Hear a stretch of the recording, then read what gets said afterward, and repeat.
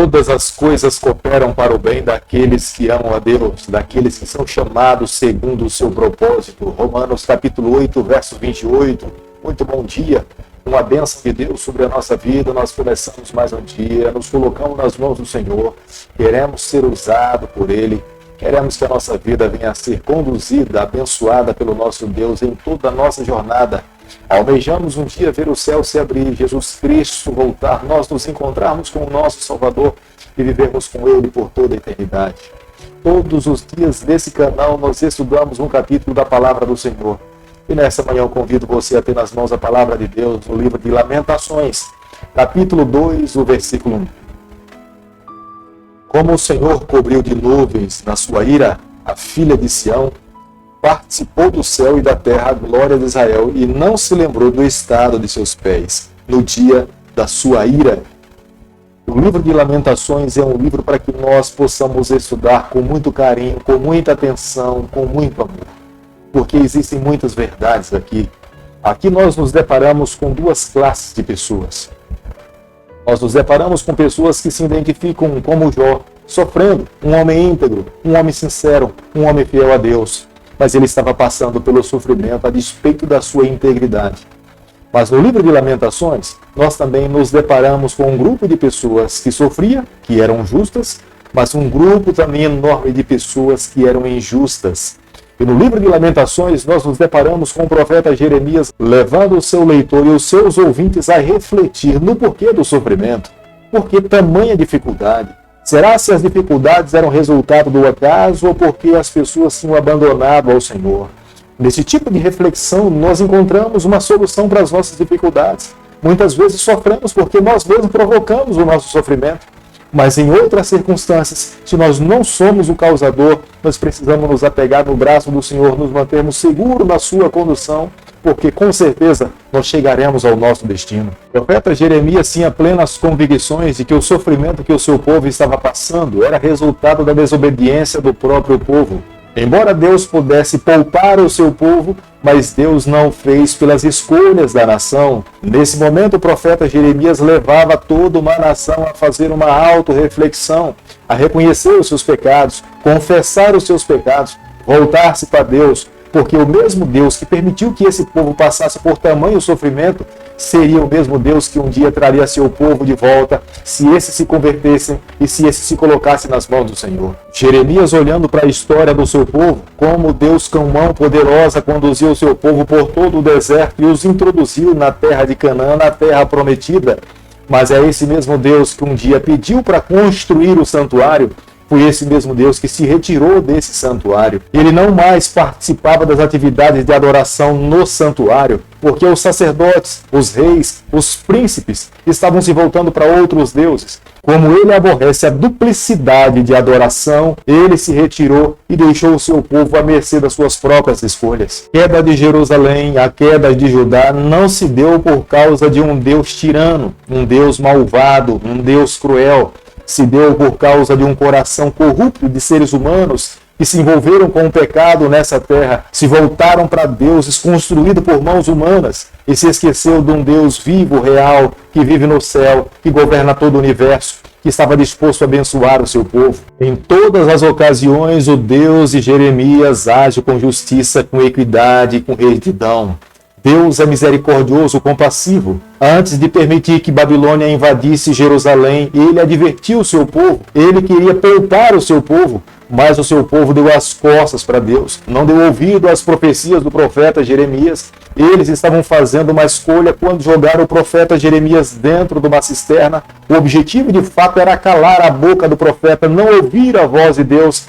Nesse momento, Deus entendia que eles tinham feito uma escolha, lhe abandonado, e estavam dispostos a seguir o seu caminho longe do Senhor. O Senhor permitiu que isso acontecesse, mas lá no cativeiro agora, as palavras do profeta, através das lamentações, era para levar um povo a refletir nos seus pecados, nas decisões que tinham tomado, voltar-se para Deus, entregar-se ao Senhor e viver uma nova vida. No versículo 1 do capítulo que nós estamos estudando nessa manhã, nós podemos observar que Jeremias ele atribui a todo o sofrimento de Judá e de Jerusalém a ira de Deus.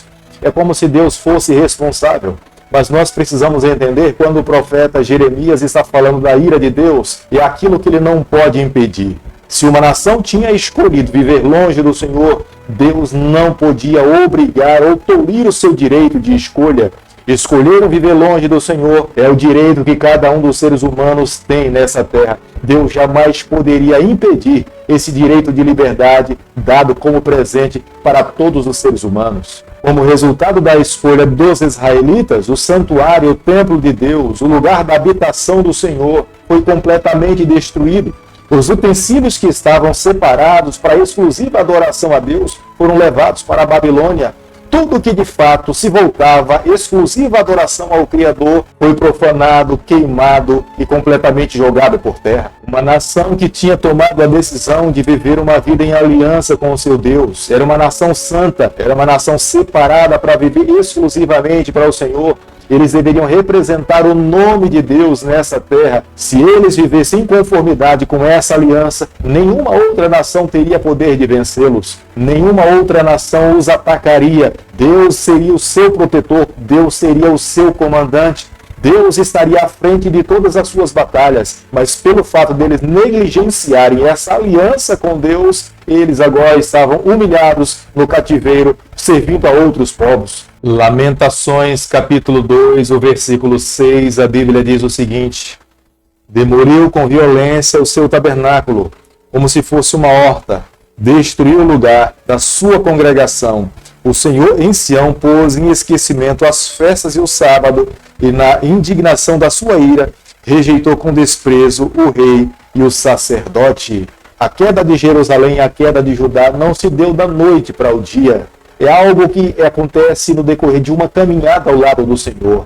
Ninguém cai no pecado da noite para o dia, mas gradativamente vai abandonando ao Senhor. É um pouco aqui, é um pouco acolá, deixa de ir a um culto, deixa de fazer uma devoção, já não faz mais orações, já não mais estuda a Bíblia, e era de fato o que estava acontecendo com os judeus. Eles passaram a negligenciar os mandamentos do Senhor, já não mais observavam o sábado, se voltaram a outras imagens de escultura, não mais respeitavam os seus pais, já não mais respeitavam os seus semelhantes, e a lei de Deus gradativamente foi quebrada, destruída. A partir de então, nesse momento, Deus agora entende que eles o abandonou e que eles agora estavam tomando uma decisão de viver só, independente do Senhor, e estariam dispostos a pagar as consequências das suas próprias escolhas. Como nós podemos observar no versículo 9 do capítulo que nós estamos estudando nessa manhã, a infidelidade do povo de Deus não se deu por causa dos fiéis, a infidelidade se deu por causa dos infiéis. Há muitos líderes chamados por Deus que não cumpriram o seu papel.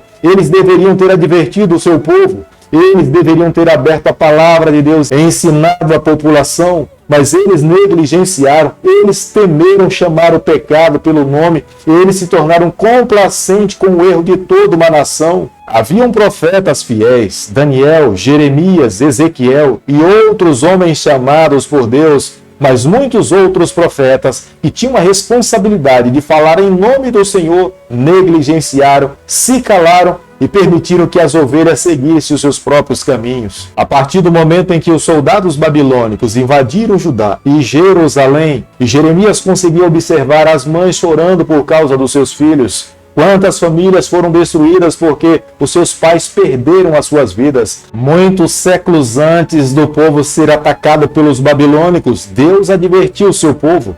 Deus tinha chamado profetas fiéis, Deus chamou Jeremias, Deus falou com Daniel lá em Babilônia, Deus falou com Oséias, mas o seu povo persistiu nos seus pecados. Eles escolheram viver longe do Senhor. Da mesma forma como eles dividiam a noite em algumas vigílias, eles deveriam ter se voltado para o Senhor. Eles deveriam ter jejuado diante do Senhor. Logo nas primeiras horas, se eles tivessem aberto os seus corações, a sua mente, para buscar a Deus, Deus deixaria ser encontrado por eles. Mas em vez de buscar um Deus vivo, um Deus que age, um Deus que protege, um Deus que sara a terra, eles estavam buscando um Deus construído por mãos humanas. Era a razão pela qual, nesse momento, eles estavam passando por tamanho sofrimento. Nós não podemos confiar em tudo. O único que de fato merece toda a nossa confiança é o Senhor. nós temos que entregar a nossa vida completamente nas mãos dele. Quando nós confiamos em coisas, não no Senhor, nós estamos assinando o nosso atestado de óbito. Aqueles que confiam completamente nos rituais, mas não entregam e não desenvolvem um relacionamento íntimo com o seu Deus, estão caindo no fracasso e irão perder a sua vida. No momento em que o profeta Jeremias se depara com todo o sofrimento, com toda a lamentação dentro de Judá e de Jerusalém, o profeta Jeremias poderia ter assumido uma postura falando: eu não avisei vocês, eu não disse aqui as minhas profecias, vocês não queimaram os meus livros, não me jogaram numa cisterna. Mas não é isso que o profeta Jeremias fez. O profeta Jeremias começa a levar uma nação a refletir nos erros que eles cometeram. E não é que a graça de Deus tinha chegado ao seu limite. Deus poderia ainda restaurar a sorte do seu povo. Mas o profeta Jeremias estava agora levando toda uma nação a converter-se dos seus pecados, a se voltar para Deus, a viver uma vida de arrependimento, a entregar-se sem reserva nas mãos do Senhor. Aqueles que estivessem dispostos a viver dessa forma teriam a bênção de Deus, seriam trazidos de volta para a terra de Canaã, e Deus mais uma vez seria o Deus do seu povo, comandante do seu povo, e protegeria o seu povo.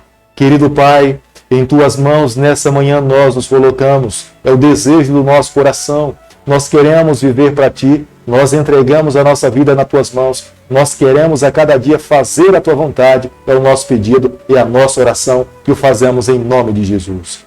Que o Senhor te abençoe e te guarde, que Ele faça resplandecer o seu rosto sobre você, que Ele tenha misericórdia de você, e sobre você nessa manhã Ele levante seu rosto e conceda a sua paz em nome de Jesus. Amém.